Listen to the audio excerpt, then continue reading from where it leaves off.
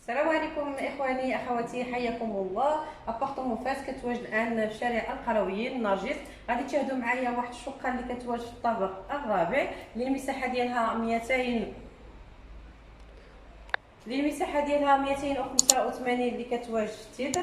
غادي تشوفوها ما شاء الله كبيره، يعني وحتى الموقع اللي جايه فيه موقع زوين، جايه كامله على الشارع اللي غتشاهدوا معايا من البنكويات. وكاين ناس بزاف اللي كيطلبوا يعني المساحات الكبيره، لو انهم عائله كبيره كيبغيو المساحات الكبار. ها هي هذه كتواجد في الطابق الرابع، اللي بغاها مرحبا الف مرحبا. اخواني كتشوفوا فيها صالونات كبارين، يعني مساحات كبار، يعني هذه كتجي فيها حفلات رائعه. هاد الدار هذه كتباع بهاد الاثاث اللي كتواجد فيه. خوتي فيها ثلاثه ديال البالكويات. البالكون الاول هو هذا اللي جاي يعني في قلب هاد الصالونات، والبالكون الثاني حتى هو كذلك جاي منفصل هاد البالكون، يعني التهويه داخله مبرده. ودابا هذا هو الصالون الاول اللي كتشوفوه معايا. هاد الاثاث يعني اللي كيتواجد فيها راه حتى هو البيع.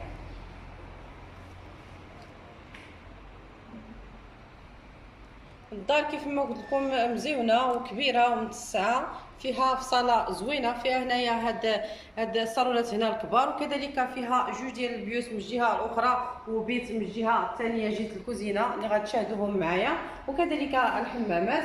كتشوفوا في صالتها زوينه مبهجه، يعني ماشي شي وحده يعني اللي مغموقه. وكذلك هذا الشارع ديال بن علي اللي قدامهم، هذا تزيئات القرويين اللي في النرجس، قريبه لذاك المدار الكبير اللي معروف بالنرجس. هنايا كيف كتشوفوا معايا هذا الديزاين، هذا جاي بحاله بحال شيميني، عطيته هو جماليه للدار. وكذلك هنايا كاين سيجور خوتي، هو هذا اللي قبالتكم.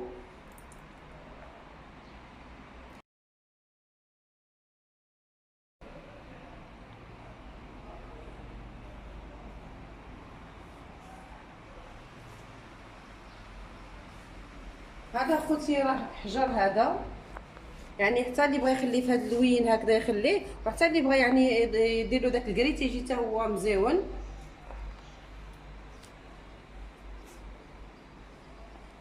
هانتوما دابا شفتوا معايا الصالونات كي دايرين، يعني فيها سراج ثلاثه كبار وزائد البانكويات اللي جوج اللي واخدين يعني جايين على الشارع. هادو هنايا جايين بحال بلاكارات مزيونين، عاطين منظر زوين وحتى ديكورات زوينين وبلي سبوت خوتي فيه. اذا شفتوا هاد الشقه هذه كتلعب شويه حتى هي على الارتيزانه. تتشوفوا معايا هذا بيت النعاس. بيت النعاس خوتي اللي فيه بلاكار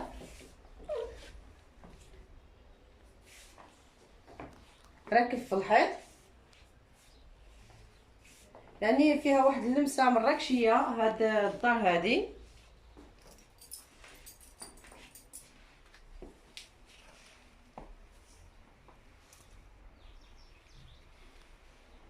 يعني الدار تا صباغه راها فيها نقيه.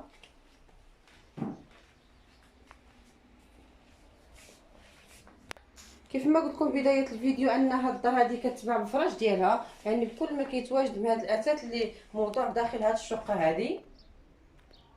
وكيف ما قلت لكم ان اللمسه فيها لمسه مرشيه.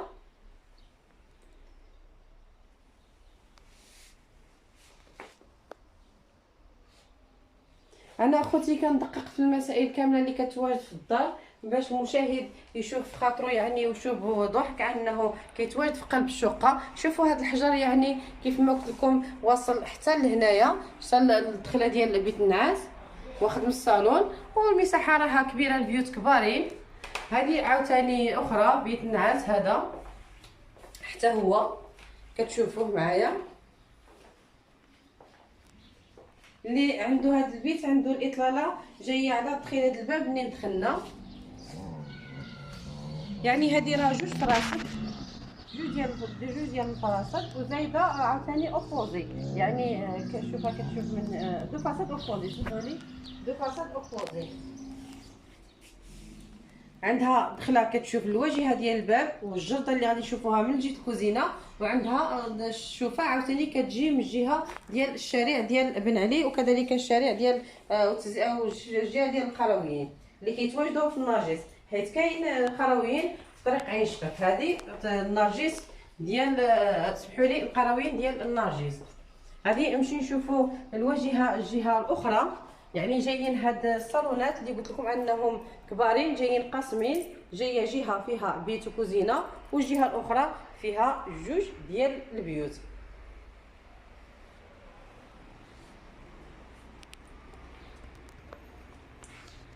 صراحه الله انا ياكم كتشوفوا ان الخدمه ديالي هي هذه، ومني كندخل لشي بيت وكنلقى فيها نوع من الصناعه التقليديه كيعجبني يعني الحال، يعني كنرتاح ليها بزاف. خوتي قبيله قلت لكم ان جوج ديال البانكويات كيتواجدوا في الصالونات، ما شفناهمش، غادي نوريه لكم باش نوريكم على شكل الاطلاله ديالهم. هذا البالكون الاول خوتي اللي كامل بالحديد، هذا اللي خباتنا هو شارع بن علي اللي المدار ديالو هو هذاك الكبير اللي معروف هنايا في النرجس.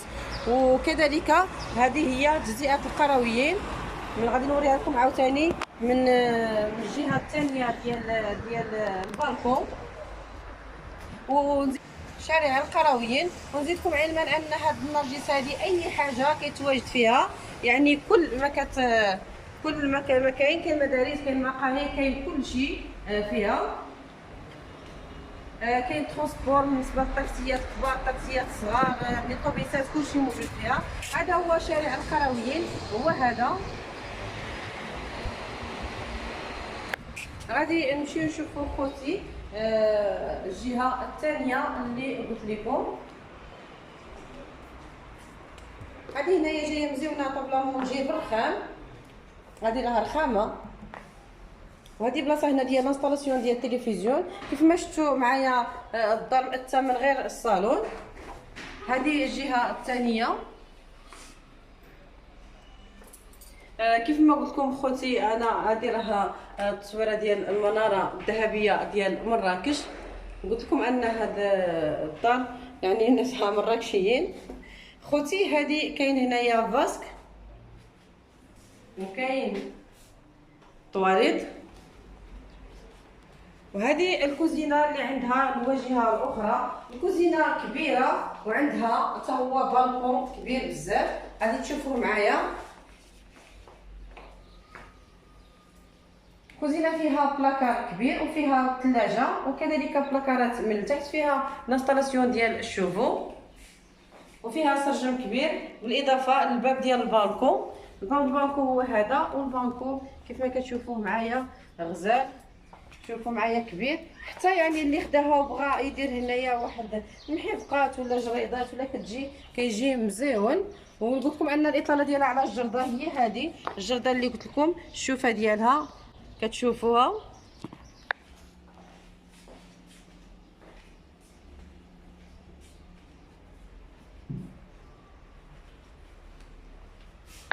هذا خوتي الحمام قبل ما نشوفوا البيت. هذا الحمام اللي فيه طواليت وكذلك لافابو، وكاين الدوش.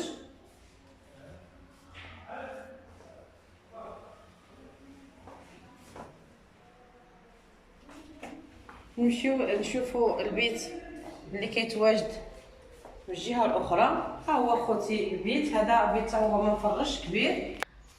كيف ما شاهدتوا معايا خوتي هاد الدار هذه اللي قلت لكم انها كبيره وكتواجد في الطابق الرابع، 285 متر اللي كيتواجد في التيتر، يعني على 300 كبيره. اللي بغى يجي يشوفها خوتي مرحبا الف مرحبا.